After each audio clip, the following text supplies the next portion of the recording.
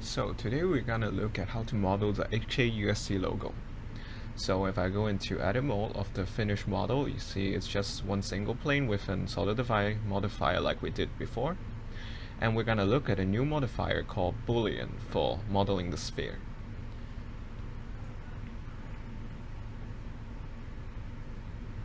So without further ado, let's start with a new blank file. We can select all the objects and delete them. And like we always do, we can drag and drop the reference image into our viewport. As you can see, the image is not aligned properly, so we can quickly set it up by resetting the location to 000 and the rotation to 9000, I believe.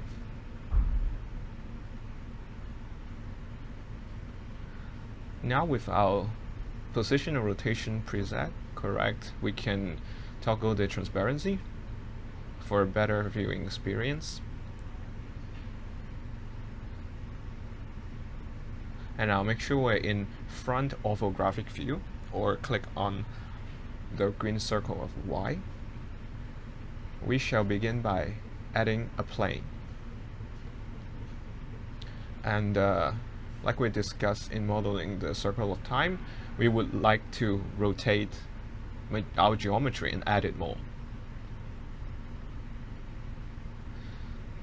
So we shall begin modeling the yellow part, which I believe is a flask, like a chemistry glassware. We can delete half of the square and take advantage of the mirror. So last time we modeled something without the mirror and then applied a mirror modifier at last, okay? Now we can see how mirror can facilitate us in giving us a live preview of the symmetrical reproduction, sorry. So I'm just adding loop cuts so I have more freedom to align to the reference image. And then again, I'll use the loop cut tool. And then after adding a loop cut, I'm going to go to the move tool or hotkey G and put it in place.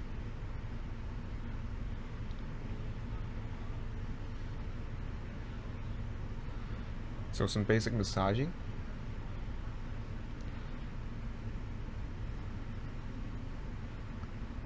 For the bottom shape,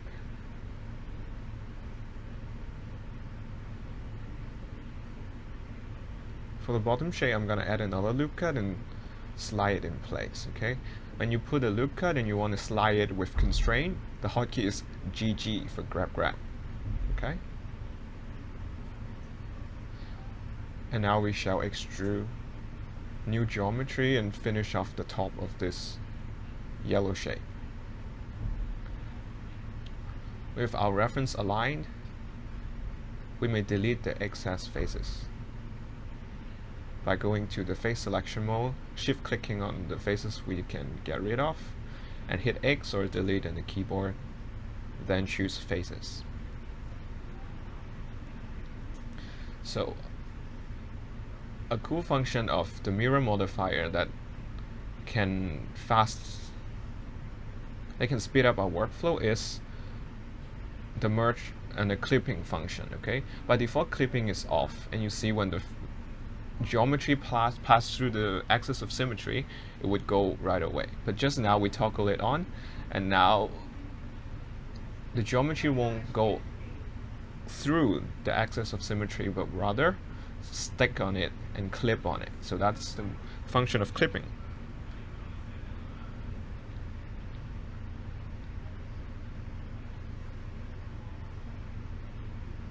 The next part would be to again massage the vertices and try to match our reference image properly. It's a good practice no matter you're using hotkey or mouse click.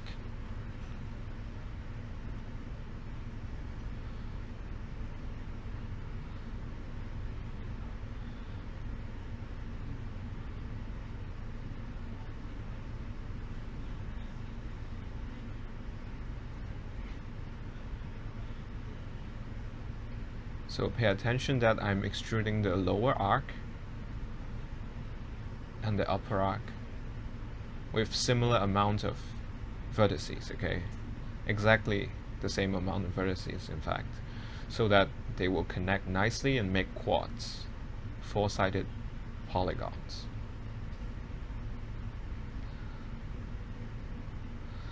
Okay, shift clicking two vertices and I can just hit F on the keyboard to make face, and that works for selecting an edge as well.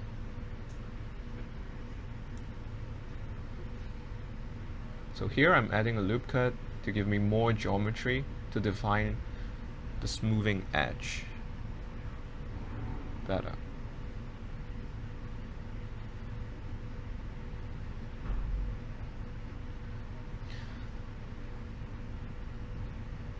So just now I did a GX to grab and limit it to the x-axis. Again,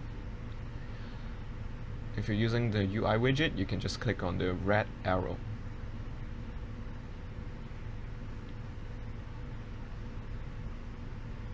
Upcoming next, we're gonna look at this U shape.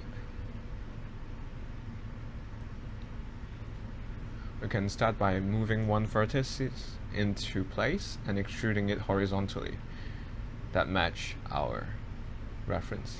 Okay, now you see it's slightly too thick. We can just push it back in place and have it looking nice. So the upper part of this blue line is a straight rectangle, but then it starts to curve. Now we can take advantage of the spin tool, which we took a look at when we were modeling the flame, the circle of time.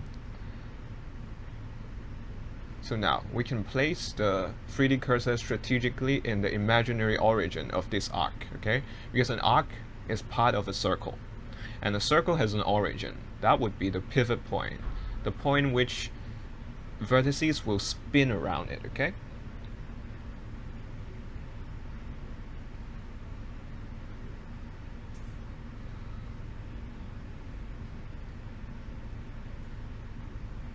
So just now I lost the recording, but we will look at how to model the similar shape on the outside, and we're gonna go through it step by step. So give ourselves a head start. We can duplicate the rectangle and make sure the width of both shapes are consistent.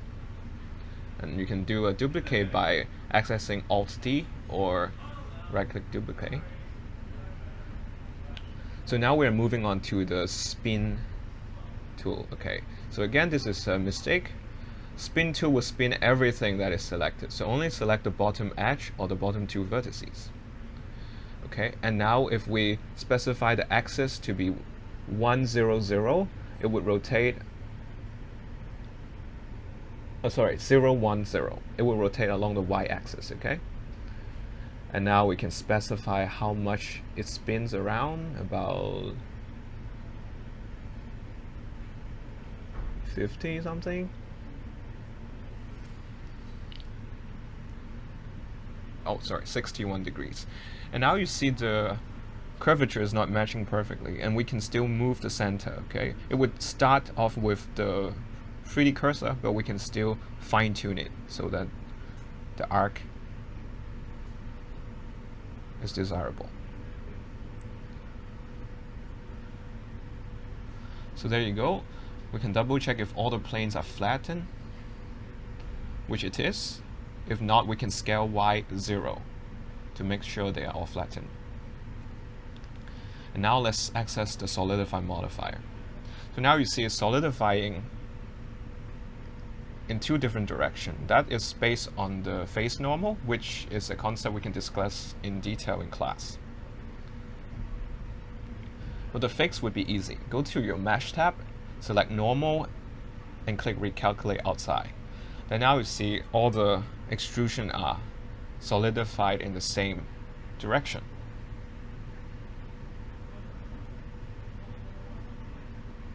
So let's start to assign some material to our mesh.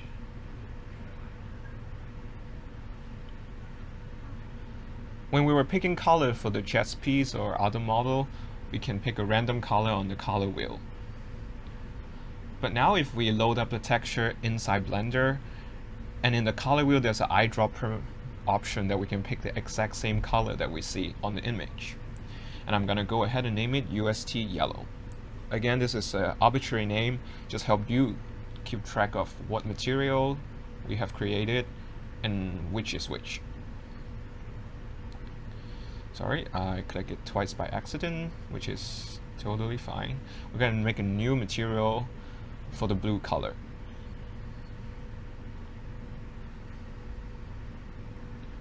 Again, opening the color wheel, we can use the eyedropper tool.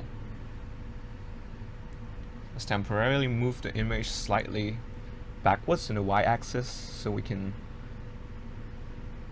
select our vertices properly. We're going to first assign every vertices to the blue material, as a majority of them are blue, and we select the yellow one and assign it to the yellow one. We can quickly go into the look depth rendering view, and now the color are respecting what we have inputted. So we're gonna start the top of the head with a sphere, not a circle. That's another mistake, I apologize for that. So Shift A, add, under mesh, choose UV sphere. Okay. For the sake of our discussion, we're gonna keep all the parameter as is. We can move it higher, and to make sure we are putting it in the right spot, we can go into wireframe view. So now we can see through the mesh and look at the background behind it.